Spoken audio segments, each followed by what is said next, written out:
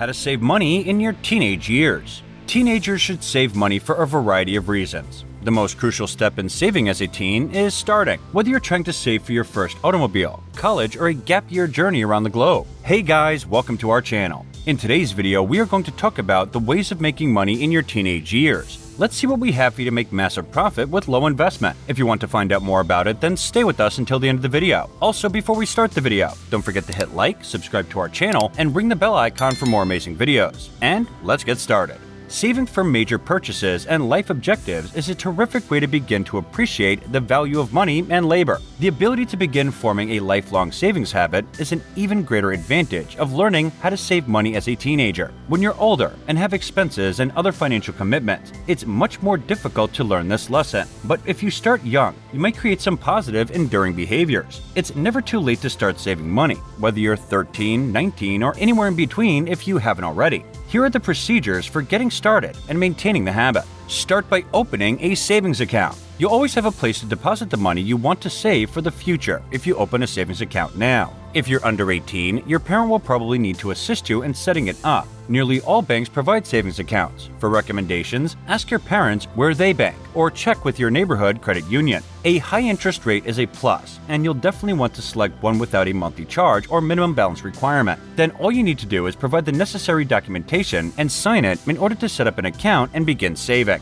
Considering creating a savings account online is another option. Often you will receive a better interest rate. Then use that savings account. You'll discover all the options you can do with your new account when you begin to use it, like automating your saves and collecting interest. Open it and begin using it right away. Deposit any extra cash you may have, including gifts and regular payments. You won't benefit from it if you disregard it. As soon as you get money, put 1/3 of it into savings. Allow the remaining 2/3 to be spent. If you receive $25 for something, for example, save roughly $8.33. By doing so, you can still increase your savings while getting yourself some spending money. Raise the amount you deposit into savings around 50% when you earn larger sums of money or if you are saving for a particular purpose. Try saving 3/4 of your income and using the remaining 1/4 if you really have nothing to buy and would just be wasting it otherwise.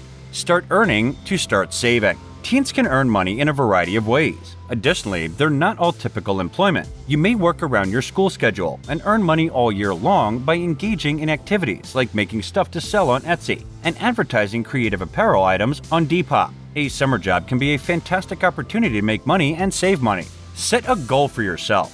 Without a clear objective in mind, things are much more difficult to accomplish. Make a clear, attainable objective to make saving simpler. Want to save $1,000 for a trip by graduation? When you graduate from high school, you will need $2,000 for a down payment for your first vehicle. Divide large sums of money into more manageable weekly or monthly objectives to make savings seem more feasible. Make a budget. You'll be able to create a clear budget and give your savings top priority if you know how much you need to save to achieve your goal. Budgeting today will benefit you much more when you start taking on extra expenses and other financial obligations. And stick to the budget. No matter your age, from 16 to 66, sticking to your budget is the toughest part of having one. Unfortunately, a lot of people develop a habit of foregoing their regular saves when they require additional cash flow. You'll be better off in the long run if you can kick that habit early on and consider saving a vital component of your monthly expenses. Use an app if you need to. Being able to view your finances and goals immediately on your phone is something that the majority of people in the modern world find useful. There are many methods available to accomplish that, which is good news. There are many different financial applications available, like Mint for budgeting and Tip Yourself, which lets you reward yourself by tipping your savings account, to name just two. Look for ways to save on your expenses and put those savings away.